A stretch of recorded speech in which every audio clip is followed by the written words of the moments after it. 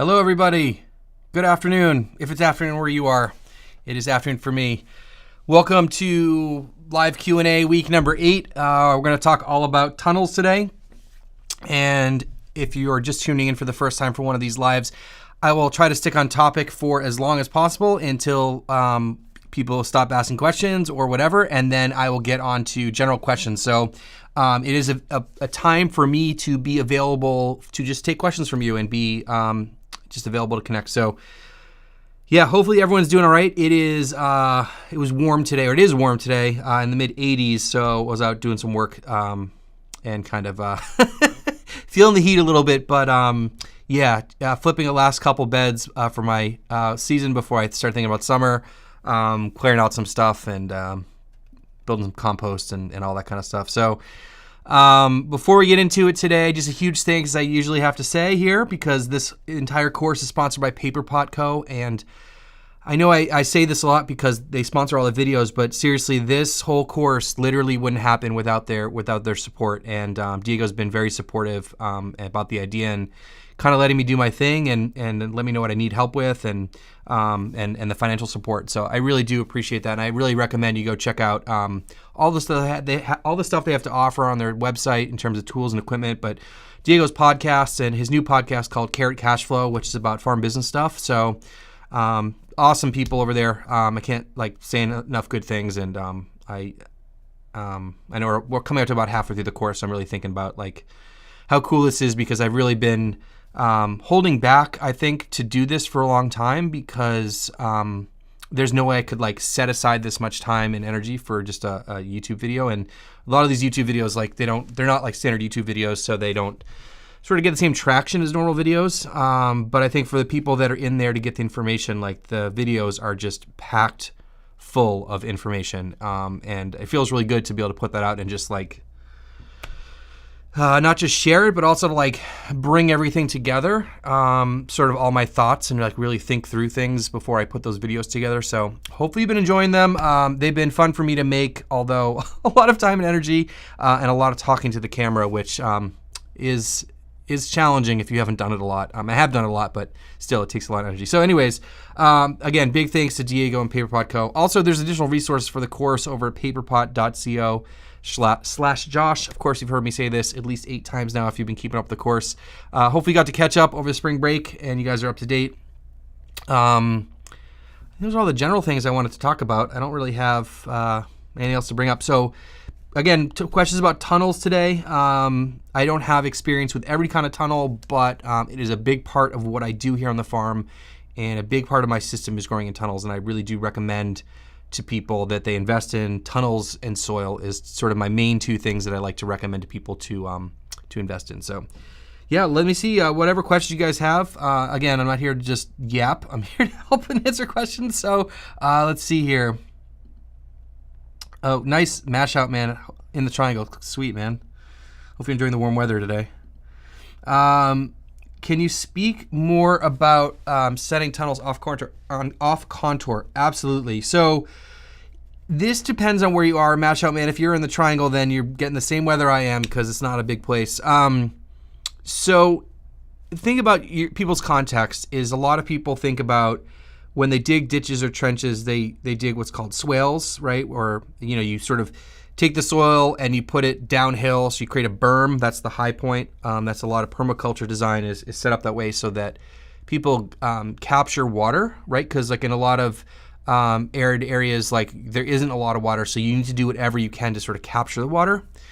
Here in the triangle and many places in the south and the Pacific Northwest, you get heavy rainfalls, and you need to move the water away. So if I were to leave the tunnels on contour, meaning parallel with the slope, then when it rained, the water would do 2 things. One is the water would probably come down the hill so quickly, it would probably overwhelm that high point, that berm, or the low side of the the ditch, and the water would just flow over if it rained hard enough.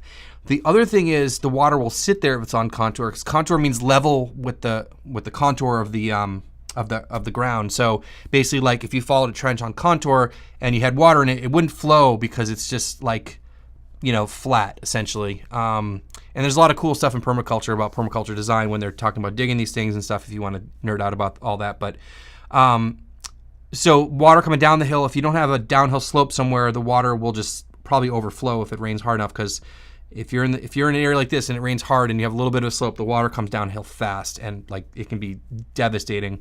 The other part is water storage. So when you are in an area where you're trying to keep as much water as possible, you want that swale berm situation to hold the water and then soak in downhill over time. But that's not the case here, because we were trying to get the water away. We're trying to keep it as dry as possible in there when it rains, and then be able to control the moisture. So that's a big thing. And so when we have it off contour, what happens is when the rain comes, it's not level, so it does pitch downhill and away.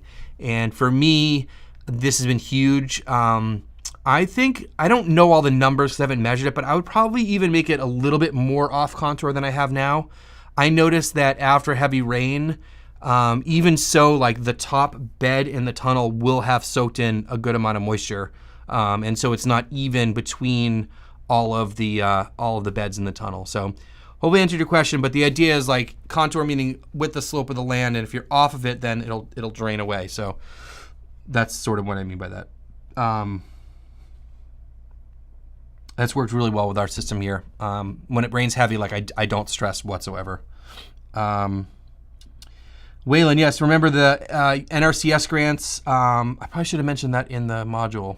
I don't have any experience with it. I have thought about getting an NRCS grant, but they only offer them in the fall. And so I missed the window when I needed to buy a tunnel, and I just didn't do it. There's also restrictions. I know that like if you get an NRCS grant, and you move, I don't think you can take the tunnels with you. I think that happened to Jesse. He had to leave some tunnels behind because they belong to the property. So there are some constraints and some limitations there, but dude, absolutely. They give you a ton of money towards tunnels. And also with NRCS grants, make sure that whatever tunnel manufacturer that you are looking to buy from, make sure you contact them and make sure that they are cool with NRCS grants, because NRCS has approved only certain manufacturers and models and stuff like that. But your manufacturer will definitely know if that works. So yeah, but there's a lot of money in there for farmers. It's really cool.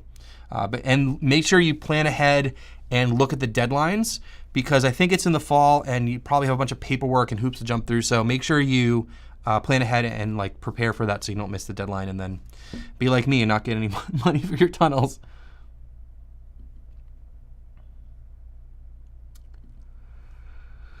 I want to slope, and this is okay. Match up, man. Slope, and I want to slow down the stormwater. Well, yeah. So, the pitch of the land and how long it can run for before there are obstacles will determine like how fast the water flows. So, if you have it just slightly off contour, it will it'll move more slowly. If it's steeper, obviously the water will move more quickly. So, yeah, there's that.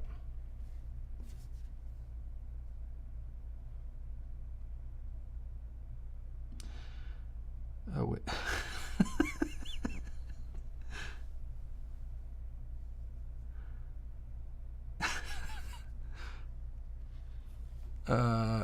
Oh, my straw hat. Yeah. This is not related to the module, but you did have something about tunnels in there. Yeah, I go through them pretty quickly. It was actually funny. A couple of viewers sent me some when I was at Real Life City Farm, which was very funny, and I wore them a lot. I still do. One's pretty beat up, but yeah, maybe I'll have to bring out the straw hat for some of the modules coming up soon. Yeah, glad you're thinking about tunnels. As I said, they're huge. They're such an awesome investment for almost every environment. They've been instrumental. There's so many things that they have taken, like so much stress that's come off of the farm by putting everything in tunnels. I can't even tell you, like all the things that bothered me so much about everything I sort of struggled with in farming was like, not everything, I'll take that back, but a lot of the things were eliminated with the tunnels. And every time I thought about the design on the farm here as I left Raleigh City Farm and started talking about all that, I was like, yes, like tunnels they're awesome. For sure. Yeah, Diego's awesome. And yeah, as I said earlier, like make sure if you go over there, shoot him a message, let him know like you're enjoying the course and you appreciate them, and like it would be cool if you did that. I would appreciate that too. All right, Farmer Bill. How are the tunnels secured in the ground? All right, so I have two different kinds of tunnels. One is three are the 14 by 100 foot Gothic Pro tunnels from Farmer's Friend. And their design, I think they have a couple options now, but their main design is big pieces of rebar. I forget how long they are. They're like 4 feet or 4 feet. I can't remember. And I don't remember the dimension. They're pretty thick. And those are driven into the ground every 5 feet, however off your bows are. And then the hoops sit over them. So actually the tunnel's not even connected to the ground. Which is crazy. And as I was putting it together, I'm like, wait a minute, the tunnel's not even connected to the ground. So the rebar's in the ground, and then the hoops, they just slide on top of those. And there's a little plate that sits in between the ground and the hoop, and it has a little ring on it, and that's where the rope goes through and holds that down. So yeah, it's actually not tied to the ground. So if you are in an area that's very windy, you can use like ground anchors. Those are like those big like corkscrew things. I don't know what they're called. The first time I ever saw one was like people would screw them in the ground to hold a dog in place. You guys know what I'm talking about? But you can use those. They also have other ways of securing to the ground. I think they have other ground post options. So if you're in an area that you're stressed about wind, call Farmer's Friend or whoever you're buying a tunnel from and let them know what your issues are or what you're worried about. And they have different like options and those sorts of things. And then so for the Rimmel Tunnel, there's rebar that goes into the ground. No, sorry, not rebar. There's actual posts that go into the ground, like a metal pipe that goes in the ground, and then the hoops attached to those. If you want to see, I did build videos on both of those tunnels. So if you go and look through the channel in late 2020, early 2021, you'll see like I went through every detail on both of those tunnels. The Rimmel Tunnel is very different in the way it goes together, but also very similar at the same time. But that tunnel was way more secure. Those things are like in the ground. And also there's ways of cementing the tunnel, like the pieces that go in the ground, cementing those into the ground if you're in an area you're really worried about. I know like a farmer in Florida that I know, like he cemented those things in the ground because of hurricanes and stuff. And he's like, those things aren't going anywhere. So yeah. Is there any other way they're secured to the ground? No, they're actually not secured to the ground, which is crazy. All right. How often do you have to buy new plastic for a tunnel, Mia? Great question. They usually recommend every 4 years. That's sort of the life of greenhouse plastic. I know I've seen greenhouse plastic last longer than that. The issue with going much longer than that, from what I understand, is that the plastic starts to break down, doesn't allow as much light to get through. So you're sort of trading, your growth and light levels and stuff for buying new plastic. But yeah, it's tough when you have to replace the plastic because it's a lot of money for the plastic. Plus, it's just like a lot of plastic and it's a very big waste. So other ways you can use the plastic is cool, but they usually recommend greenhouse plastic is every 4 years. And I know that like I've said a million times, like buy kits, all that stuff, but I know a lot of people homesteading and gardening and stuff like want to do it super DIY, super cheap, and they go to Lowe's or Home Depot and they buy the plastic. That stuff will not even last a year because it's not UV rated. So make sure you get actual greenhouse plastic. It'll say like 4-year, 6 mil greenhouse plastic. It's the most common. I supposedly you're supposed to replace it every 4 years, but I'm sure most people go longer than that because again, it's expensive. It's a good amount of labor. And then you have all that plastic that you have to get rid of, and you feel bad about that. So they say 4 years, but I don't know. I haven't owned a tunnel that long.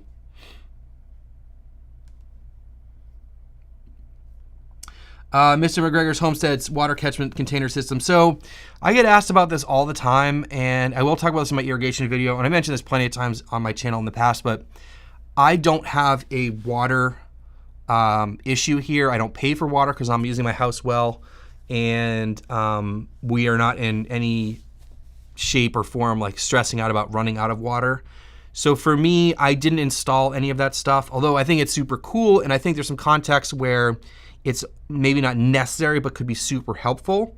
There are ways to catch water off of tunnels and all that, but for me and the complexity of that and really not needing it, and the money and time to build it and maintain it and check on it and run it every day because then I need another pump and blah, blah, all that stuff. For me, it's just not worth it. But there's definitely some areas where it is worth it. For example, when I went to go visit Spencer Rudolph at Sage Hill Ranch Gardens, which was right before COVID, they collect all their wash water from their wash station and reuse that. They collect. It doesn't really rain there they're in San Diego or just north of San Diego, so it doesn't rain for like 10 months out of the year. So anytime it rains, they try to capture as much water as possible. So they have like gutter collect systems and stuff off tunnels, and I think they do. I assume they do. And those, or they were installing them maybe when we were there or talking about it. So there are contexts where it is important and can be really beneficial to save money and all that stuff, or water's just not very available. But for me here, like I have enough water. My issue is getting the water like away from the property as quickly as possible. So yeah, it'll depend on what you need and all those sorts of things. I just keep in mind, like, I don't know if you're just homesteading or if you are, a commercial farm, but a lot of this stuff, if you're doing this for a business and you're investing your time into it, like I want to really think about like what the benefits are, because I think a lot of times we love these like systems and they're fun and they're super cool, but we like put in all this time and then, you don't get much reward from it, and you've invested $1,000 or $2,000 or $3,000 into this, unless it's just fun and you enjoy that and all that kind of stuff. Then I would probably, for most people, just not have to worry about it. And there's some places that it's actually illegal to catch water too. I know that sounds crazy, but I think in some places in Colorado, there's some farms that don't have water rights to the land that they're on. There's all these weird rules out west in some of the states. So again, like there's some laws against it. I know it sounds totally crazy, but definitely true. Thanks for coming. Good to see you here. Part-time climbers, nice. Listen at work. Yeah, for sure. Thanks for tuning in.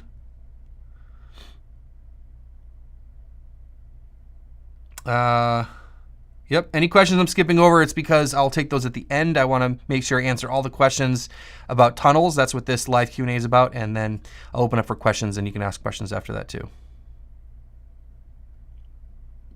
Oh, there you go. $20,000 limit. Deadlines depend on the state. Okay, good. So check in with your state. Yeah, there was like a state office I was supposed to check in with.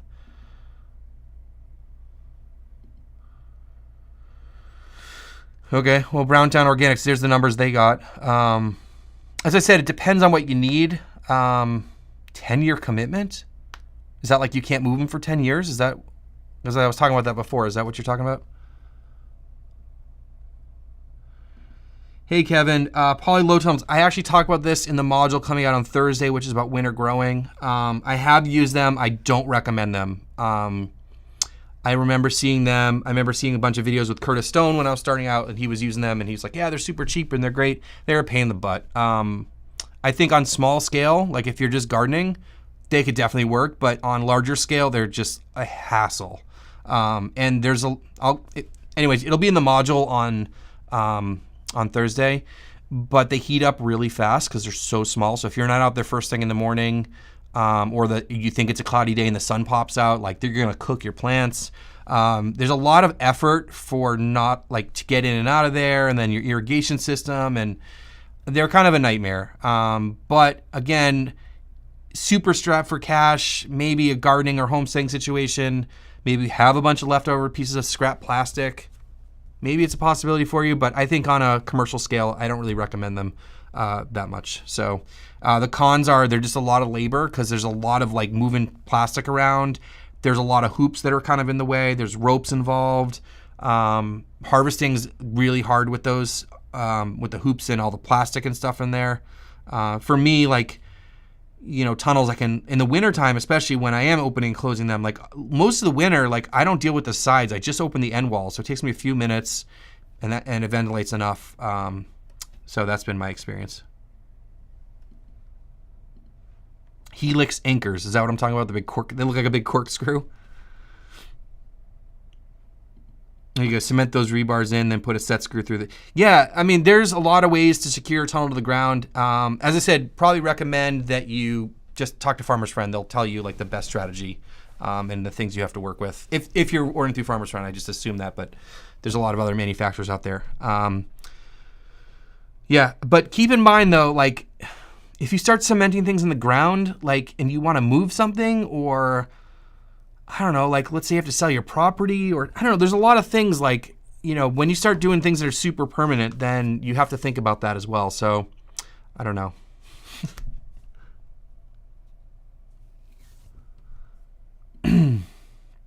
Initially, you were a DIY guy when it came to tunnels.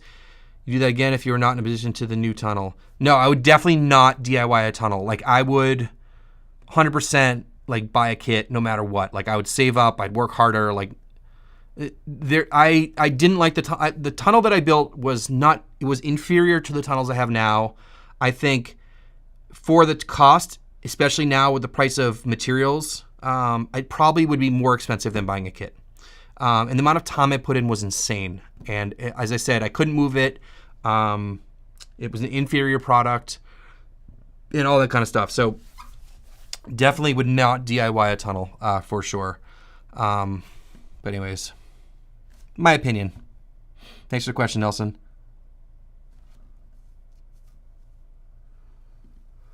The septic lead system. So, all right, well, make sure you're not growing on top of your septic system. So maybe you should put your tunnel in a different place. Keep that in mind. Is there material other than plastic that people have used for tunnels? Glass. In a lot of old greenhouses were glass greenhouses.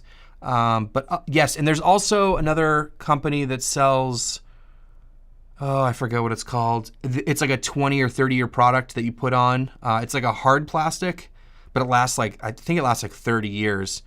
Maybe one of you guys know what it's called. The thing about it, it's kind of weird, is that the hoops have to be like exactly spaced apart, like within an inch, because the plastic like slides in these channels.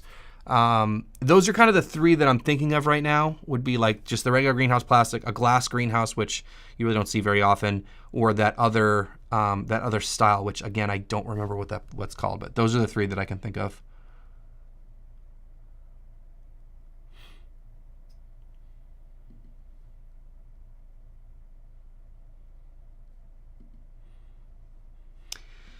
Yeah, use another structure too. I mean, everyone's like setup is different. So maybe you have somewhere where you can store more barrels and you have electricity there and you can run a pump and those sorts of things. Or maybe it's higher up and then you can use gravity if you're doing drip or something like that. There's a lot of options out there for sure. Again, it's one of those things where maybe you live in an area where the city water is like crazy expensive and you get a lot of rainfall and you have an area for it, then maybe it makes sense. Those are all things to sort of keep in mind with that.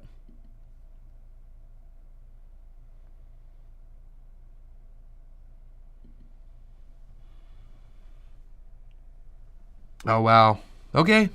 So my question, Browntown Organics, is what happens? I'm always curious about this. Like, so you sign up to Nrcs, you get the grant, you get the tunnels, and then you stop growing vegetables in there or use it for something else. Or do they take it back from you, or do they like charge you money? Like, what's the, you know what I mean? What's the consequence? I was curious about that.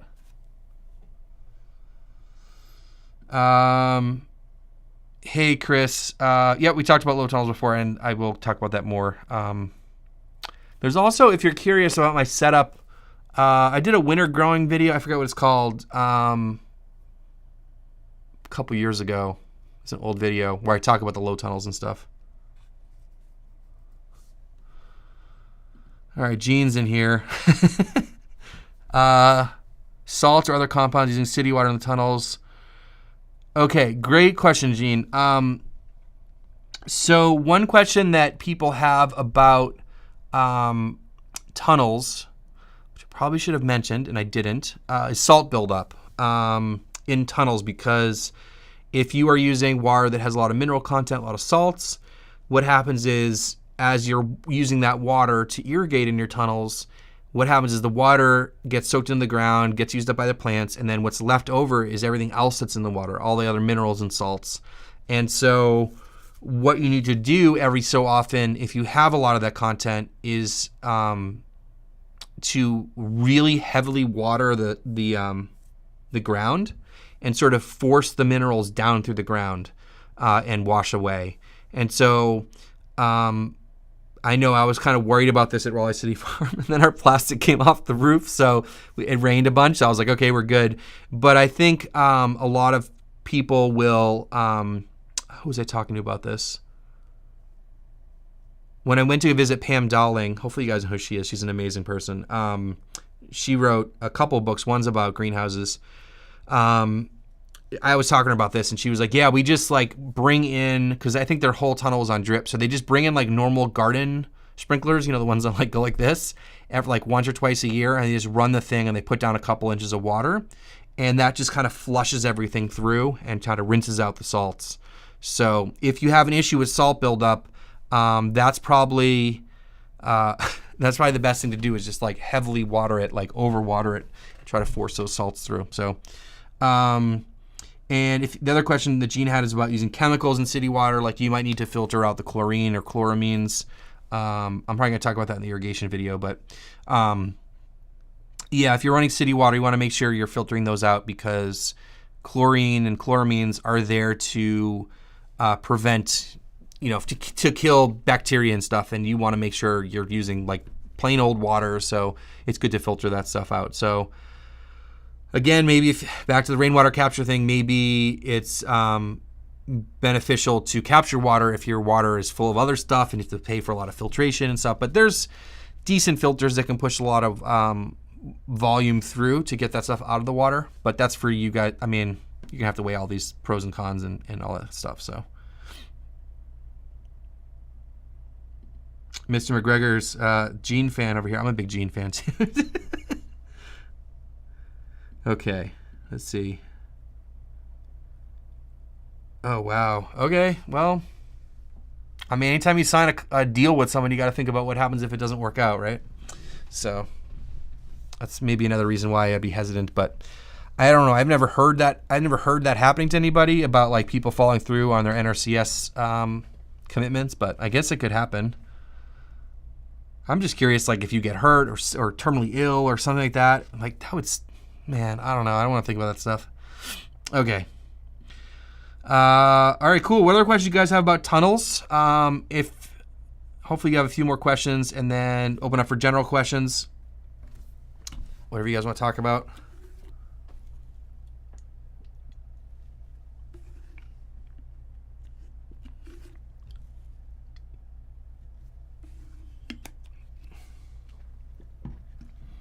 I guess I'll take this minute to thank Paperpot Co. again for sponsoring the course. Go check what they have over there. Say hello, say thank you. Let them know you're appreciating the course. And tools and equipment, especially like broad forks, Jang seeder, all sorts of cool stuff over there. If you're interested in the Paperpot transplanter, obviously that's the place to get it from. And lots of great information over there too. So anyways, let's see here.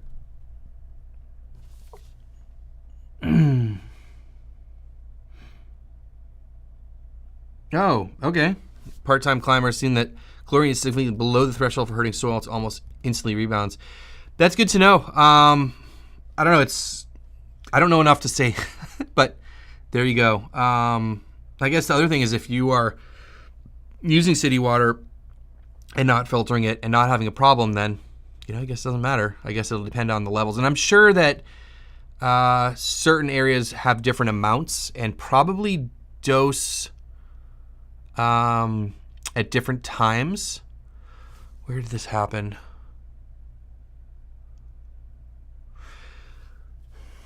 I think it was here in Raleigh when I was a brewer.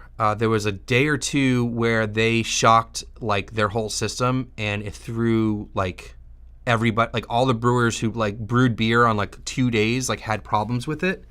And it came down to the fact that they added a bunch of, I think, chlorine or something like that into the water source, and it spiked, and everyone's water was like way out of whack, and caused some problems. So yeah, it depends a lot. And then I also know that I only know about this stuff because I was a brewer, right? So the water is a huge element, one of the 4 elements in beer. So you really think about the chemistry and make a lot of water adjustments. So when I lived out in Colorado, I called the water company, the water facility, and they said, yeah, our water came from 3 different sources depending on the time of year. Sometimes it was out of some like storage system, like out up in the mountains. One time sometimes it comes from the reservoir nearby. Sometimes it comes from another plant that's like, pulling out of a river.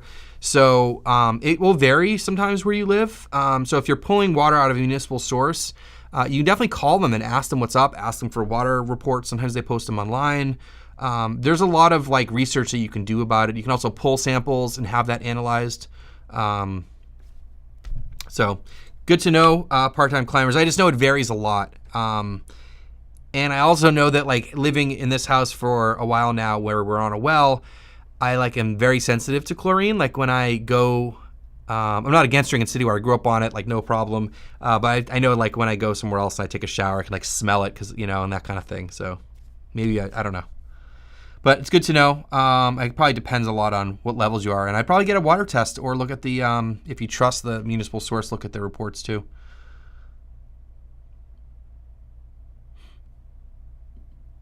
Yeah, there's a lot of ways to tie down tunnels. As I said, ask the manufacturer. I think from what I've seen, it's been like those in-ground things and then just, you know, cable or strap or something up to one or two of the hoops just to sort of hold it to the ground. But the biggest thing about tunnels is that if it gets windy or stormy, I mentioned this in the module, is to close up the tunnels and not let the wind come in, because when the wind comes in, it lifts up the plastic and that's when it like rips off the plastic and that's where you have trouble. That's what happened at Raleigh City Farm. That's how we lost the plastic, because one of the sidewalls was not secured and it was like flapping, and it's just because the state at which it was at the time, like we hadn't gotten to that part of the project yet, and it just came in. We had this crazy freak storm and ripped it up. So anytime you have a storm, make sure everything's like closed up and locked down.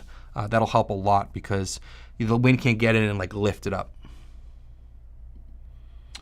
Up and over the sides. Yeah, so who told me this? So Casey at Honey Tree Farm, I don't know if he still does this, but he had told me a long time ago that he'll take like, I don't know if you guys follow Casey or seen what he does. I mean, he used to be a tree climber for tree companies and stuff. So he's got like a whole bunch of ropes and he's all into that stuff.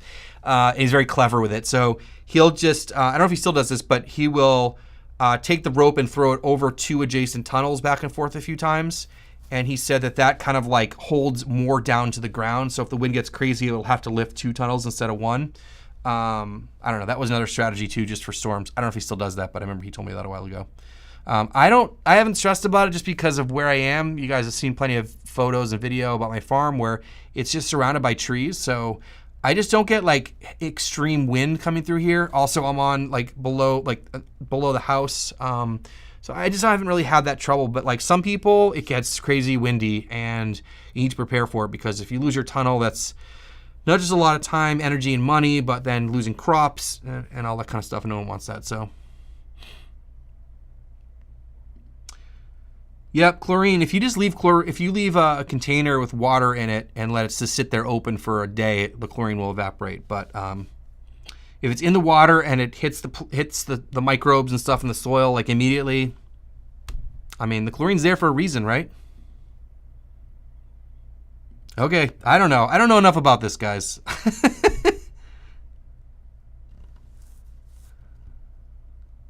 All right.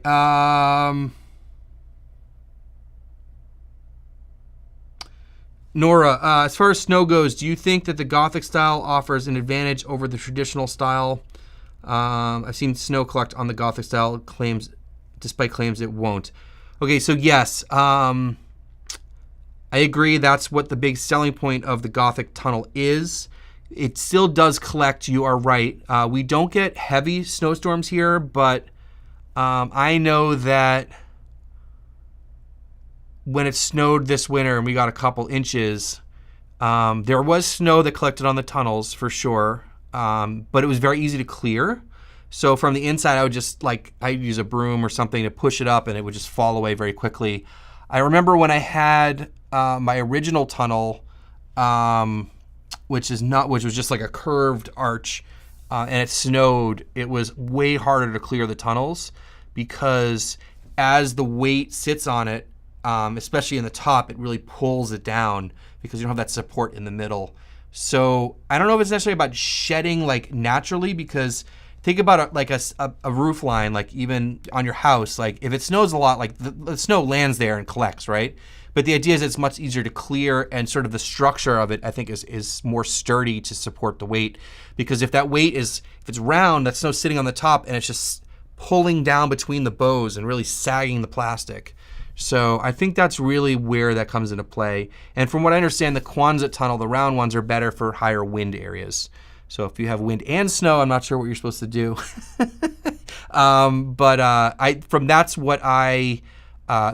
That's the reason that I've heard. But it still does collect. I mean, it collects on everybody's roof, no matter what.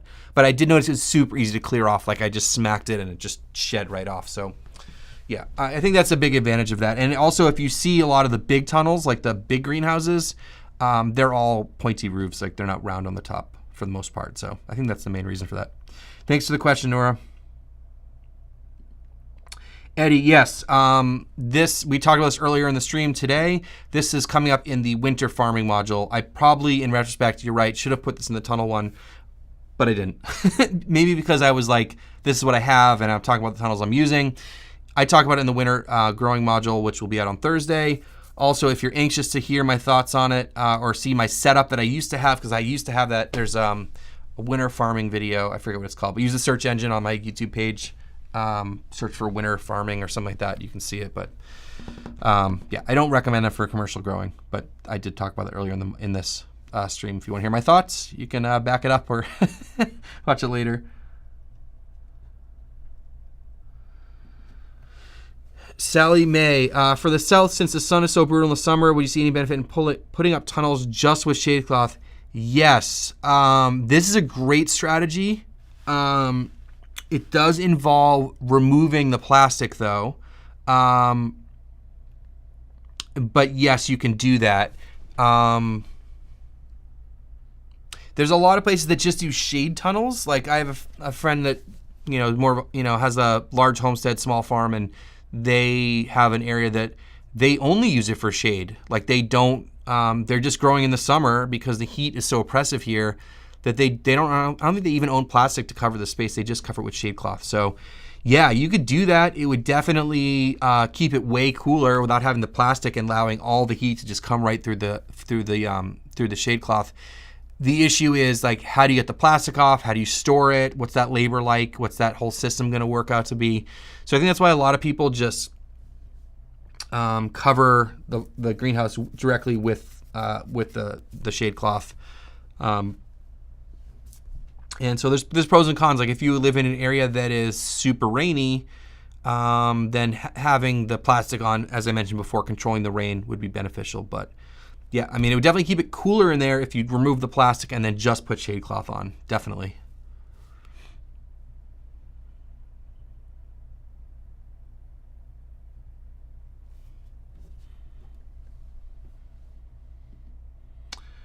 Your tunnels are leaning down as well for snow to collect. I don't understand your question, Gene. I mean, you know my space better than I do, probably, or just as good. When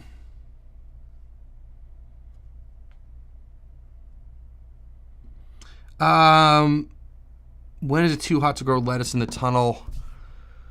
I mean, it really depends on where you are. I mean, the benefits about growing in the tunnel are you can put shade cloth on it. The overhead misting system for the irrigation is awesome, super even. You can really cool down the tunnel very quickly. You can put fans in there. So I think if you go through all those steps, you probably have an advantage of growing in the tunnel than growing out in the field. As long as you can ventilate them enough. So, if you do all those things, it's probably not going to be warmer in the tunnel than it is outside the tunnel. Also remember that greenhouse plastic reduces the sunlight by 10%. So you have that advantage too in the summer for less sun getting in there.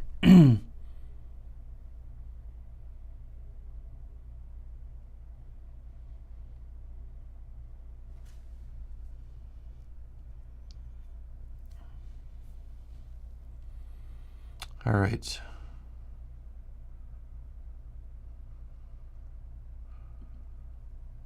Yeah, you're welcome. As I said before, definitely call whatever manufacturer you're interested in and just chat with them. They're usually super helpful. You say, this is my size, this is what I'm looking to grow in there. These are my constraints, this is what I have, what do you recommend? I think a lot of people are hesitant to reach out to companies and just ask them questions, but that's what their customer service is there for. A big one, I'll follow up with that, is seed companies. If you actually call a seed company, they'll give you a ton of information about like what to grow in your area and those sorts of things. I've had great conversations with, learning about what to grow and what not to grow. So don't be afraid to call a company and ask them questions. I know most of us kind of avoid the phone for the most part, or send them an email or message through their website or whatever. They're there to help you. They want to sell you stuff.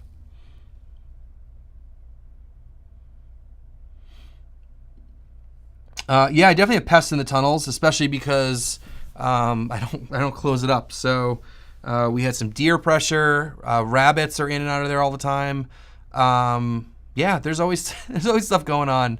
Of course, insects can get in. Like it's an open tunnel for sure. Even if you seal it up, they can still get in. So, yep. I haven't seen any chew their way into the tunnels. That has not happened. I think anyone that's gonna chew through plastic, I would guess like, I don't know, like mice and stuff. But like they can crawl in anyways. Like it's, you know what I mean. So I haven't seen that happen. Maybe some of you guys have.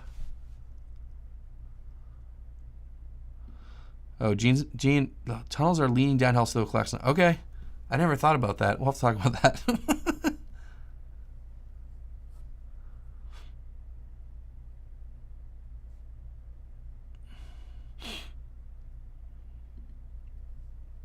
Johnson Roxon, what can we leave inside to get the best thermal gain and slow release? So I'm guessing this is winter growing.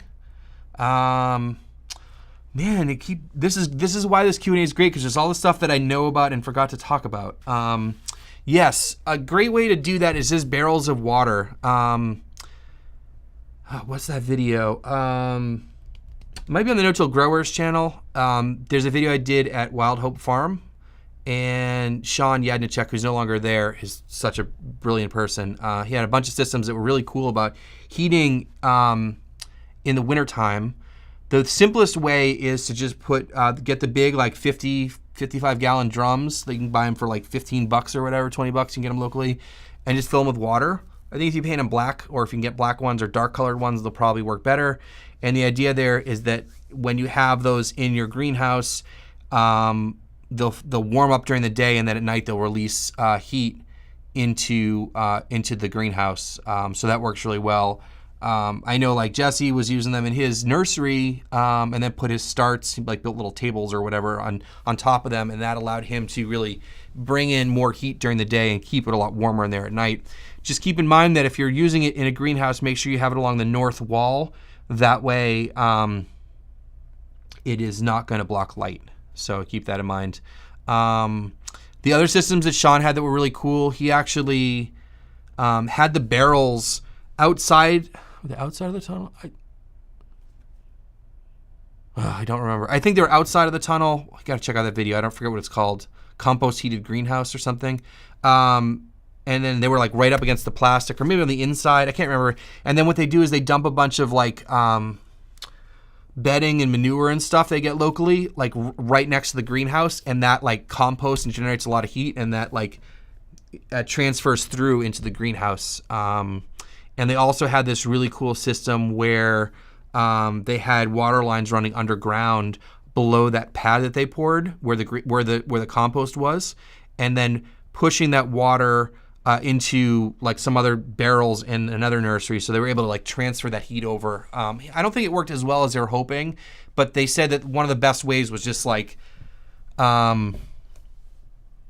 putting the barrels at the end of the greenhouse and then piling the compost on there, and that works super well. I think they're still doing that even though Sean's not there. I think I haven't been in touch with them, but yeah. So those are all cool things to try out if you're really trying to get heat into the nursery or into your greenhouse or your nursery, especially in the early months of the season, or if you're trying to grow through the wintertime for sure. What I found though, and I'll get more, as I said, into winter growing stuff for the module on Thursday, was that for me, where I am, I don't really need to heat my tunnel so much. I just use row cover in my tunnels on top of my beds, and that gives me enough protection in the wintertime.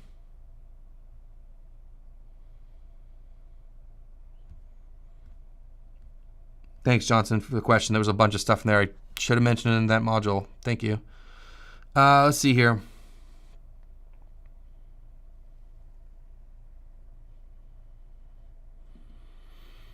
No tunnels yet, but obviously on the agenda for the future. Spacing tunnels, you see heavier densities in tunnels than beds outside. So, yeah, the yields are better in tunnels because it's more controlled. The plants are less stressed.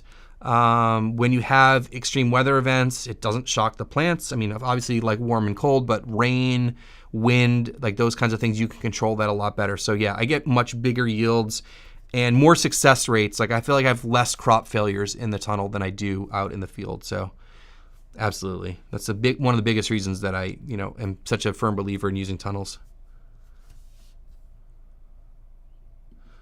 Cool. Just talking about this, yeah.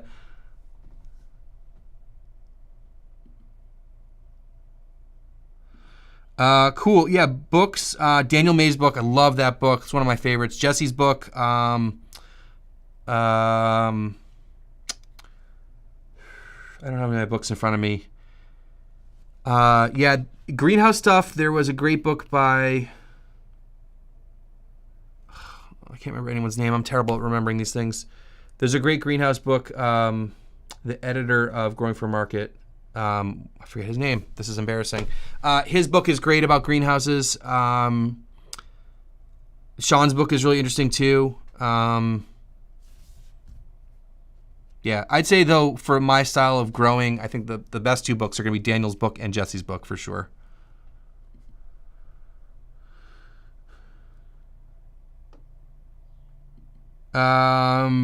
Spacing in general. So, yeah, so I'm going to go over some of my stuff in the transplanting module for all the crops that I grow. For transplants, for direct seeding crops, I think there's a good chart over on the PaperPod Co. website. I'd have to go check, but there used to be in terms of like different spacings to use for the Jing seeder for direct seeding. It also will depend, I'll talk about this in the winter growing module, but on the time of year, I change my spacing. So in the winter time, I space things out wider for better airflow. A lot of it's going to come down to a good amount of trial and error and what works on your property and your context and everything, because you'll plant something, and I was using other people's recommendations when I started, and it was like either way too dense or not dense enough. And so you start, you take notes, you observe, and then you say, oh, next time I'll do 3 rows instead of 4 rows, or I'll do it a little bit closer together, different roller for the Jing seeder, those kinds of things. I do use the gritter, which is a tool that NrcsInc sells, and it's been instrumental into my whole workflow. I love it. I'll go through that with the transplanting module. But for that, it's great. Like they come with different spools on there. I have the one that's got 4 and the one that has 3. Also, the one has 2. And I only use the 4 and the 3. So for the 4, I run that thing down. That's how I plant lettuce. That's it. And then the 3, I'll use for like beets, but I'll do like I'll do 3 rows, but I'll just do like on the marks and in between them, so I get every 5 inches. So the gritters help me a lot.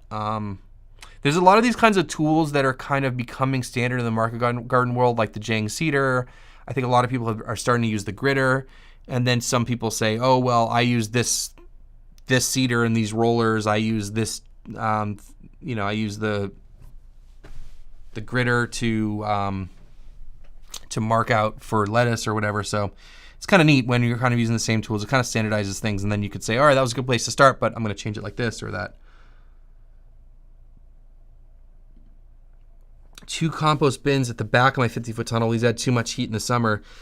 It depends on how big they are and how much heat they produce. I know, like right now, our compost is like cooking up good. So if you walk by it, you can feel it sometimes. So yeah, I'd be concerned about that, especially because it's going to be the hottest during the summer.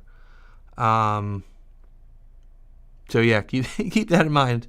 It might add more heat, or if it's near the outside somewhere where you can ventilate it, maybe it's not an issue. Not sure.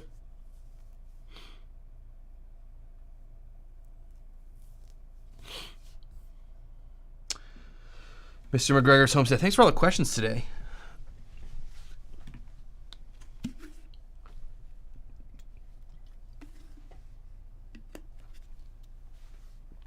All right, 350.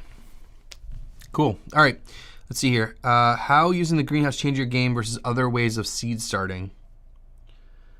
How does it pair with tunnels? How's that calling for you? Oh, like the nursery stuff?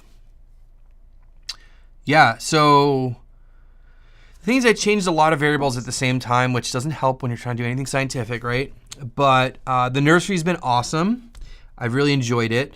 It's nice not to use lights and all that kind of stuff. The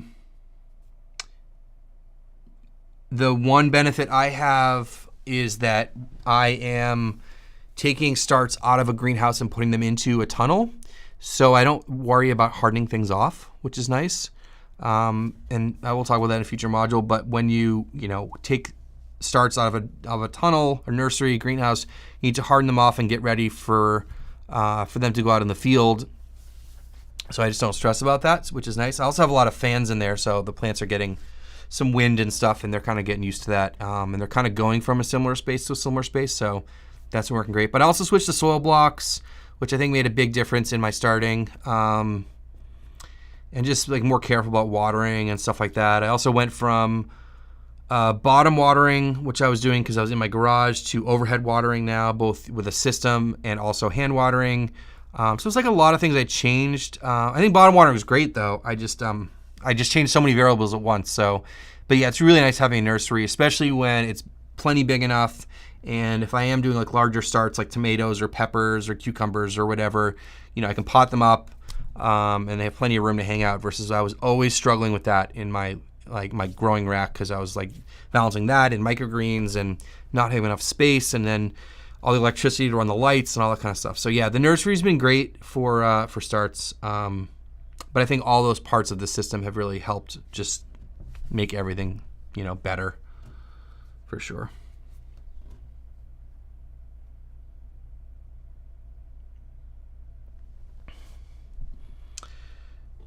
Yeah, there's definitely some good books out there. I'm not much of a reader. Is the problem. Yeah, there's so many good books out there. I can't even think about them off the top of my head. So, and I haven't read most of them. Some of them I've skimmed or checked out or heard what people had to say about them. I don't know about you guys. I much rather. I know it changes for everybody. I used to be a teacher. I understand everyone learns differently, but I much rather like watch a video, listen to a podcast, than read a book. But that's just me.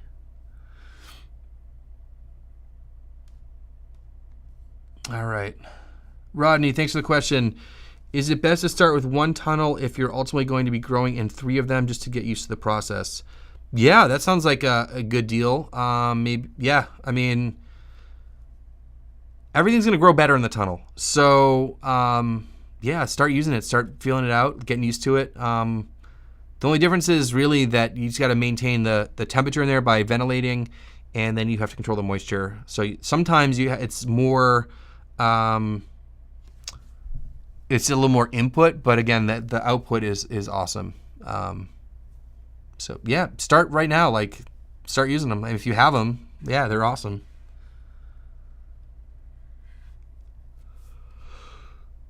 Excuse me. All right, guess we're getting into general questions now, so feel free to ask me whatever. Sally Mae. I need to get composted. Would mushroom compost work, or should I go 50-50 mixed compost and topsoil?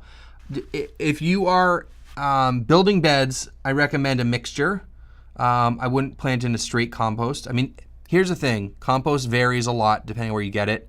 But in general, the compost that you buy is very high in nutrition, very high in nitrogen, and it can be a little overwhelming for plants.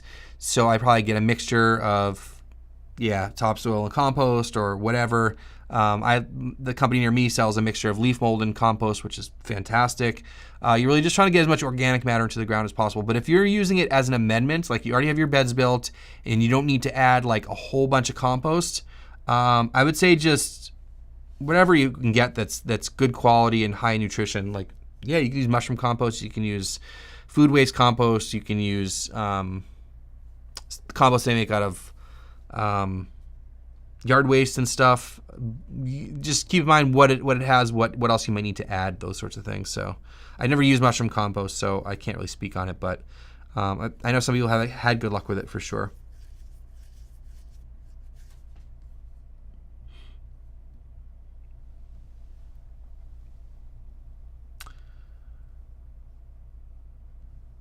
All right. Other questions from the chat here?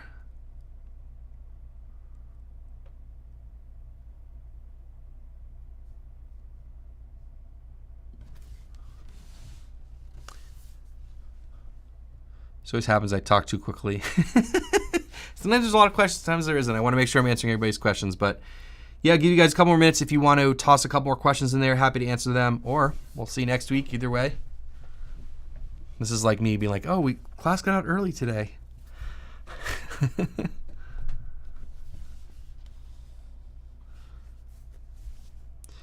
Side note, I went to, did you guys see the video that I did with my friend Jody?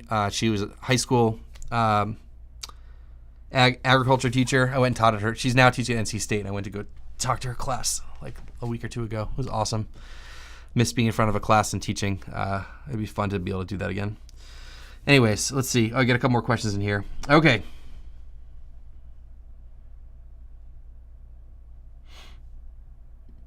You're welcome, Rodney. Thanks for coming by and hanging out today. Cody Allen Music. Outside of compost, how much fertilizing are you doing past the seedling stage? Okay, so I do not add any extra fertility into the nursery stage. I literally use like good potting mix, and that's it. And then I amend the ground when I'm flipping beds. So if you want to see all the details, that go to module 5. This is bad. I can't remember. Just not the way my brain works. Module 6, the no-till practices in living soil. I go through my amendment mix. So I add compost and that amendment mix, and that's how I flip the beds. And then I transplant into that. So yeah, that's what I do. I don't add any extra fertility. I think it depends on what you're growing, but I think there's only a couple situations I can think of where you need to do that. One is, I'm talking about adding fertility into the nursery stage. One is you're buying crappy potting mix that doesn't have enough in it, which I recommend buying the best possible potting mix that you can find and afford. Even if you can't, spend the money on that. It's a huge thing. So a lot of people, I think, back in the day were buying potting mix that wasn't great, and so they're having to add other fertility. Or the starts are in there too long and they're running out of fertility in the plugs. So the answer to that is either get them in the ground faster or put them in bigger plugs to start with. So if you're growing things that need more soil, like the plants get bigger, like start them in bigger soil blocks or bigger or trays with less cells, meaning bigger cells, and those sorts of things. There's a lot of people that inoculate their transplants with other things before they transplant. A lot of biological stuff like compost teas and other things. I don't. They just go in. For me, I just keep it real simple. I flip my beds by adding my fertility there, and then get the best potting mix I can.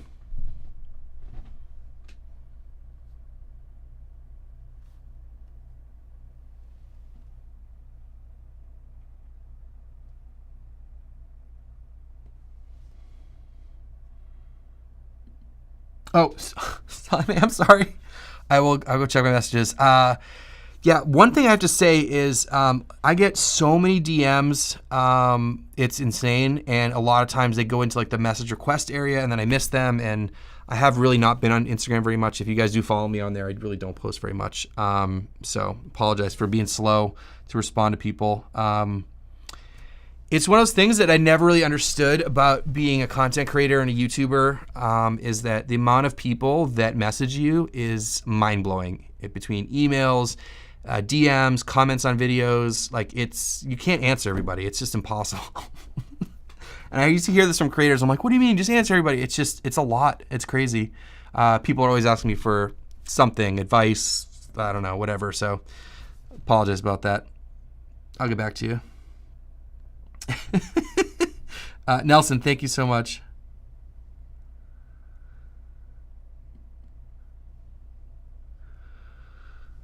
Cool.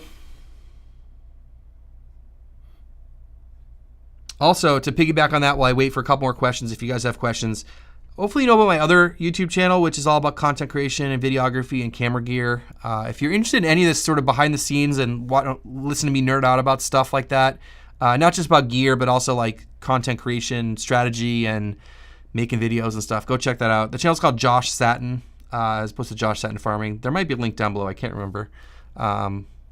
It's been hard for me to post over there. I've been so busy with the course, but it's a lot of fun for me. I do love this stuff. So, all right, if there's not any more questions, I guess I'll wrap this up unless there's any more questions coming in. I go respond to Sally Mae. All right, that's cool. So module 9 is about winter growing. That's coming out on Thursday, and then irrigation will come after that. It's looking like there's going to be 19 or 20 modules, and it's going to run. It should take us into early July. I'm going to try to push right through and just get this done and hopefully complete this whole course so anyone watches it in the future, it's all up there. Also, there's a playlist. If you are behind and you want to just watch it in order, there should be a playlist on my YouTube channel where you can go through and just watch all the videos. And also, it's available in podcast form. If you go to PaperPod Co. On the podcast section, you can listen to this at Farm Small, Farm Smart. You can also, if you are behind or you want to re-listen to something, a lot of people will just hit play on their phone on YouTube and then just listen to it like a podcast because it is very listenable as well. I mean, there's a lot of there's some visual stuff in there, but for a lot of it, you can just listen to it. So that option is there as well. And we'll be doing these live Q&As every Monday at 3 p.m. Eastern. I know everybody can make it, but I noticed that there's a lot of people watching these later, so I'm glad to get these out there for people. And of course, there was some great stuff that I covered today that was not in the module, which again, I just didn't even think about in terms of heating and compost and those sorts of things in tunnels. So it's why I'm here to take questions, because sometimes I miss things and you guys can come in and fill in all that stuff. So I really appreciate everyone showing up today. I'm getting some nice comments in here. So thanks, Chris, Cody. Appreciate all of you guys. Thanks so much for tuning in. Module 9, I said, will be about winter growing. I know we're coming out of it, but it's part of the course. And I want to make sure that that information is out there. And it's been a huge part of what I'm doing on my farm and also just the whole strategy. And I was just very much reminded of this today as Gene and I were doing some work here, that how hot it gets and how not fun it is to work out in the heat sometimes. So if you're feeling that now, just start thinking maybe I should focus more on winter growing and tunnels and those sorts of things, because that's my game plan. I'm going to be wrapped up at the farm by the end of June. That's when my kids are going to be coming out of school for the summer, and going to be working on video projects and hanging out with them and doing some camping and all that kind of stuff. So that's the plan. So the farm's kind of winding down right now. I'm doing a little bit of planting, but generally it's trying to coast into through the end of June and sell as much as I can to restaurants. So anyways, thanks for coming by today, guys. I really appreciate the support and everything. So we'll see you next week, and you'll see me on Thursday, hopefully. Take care.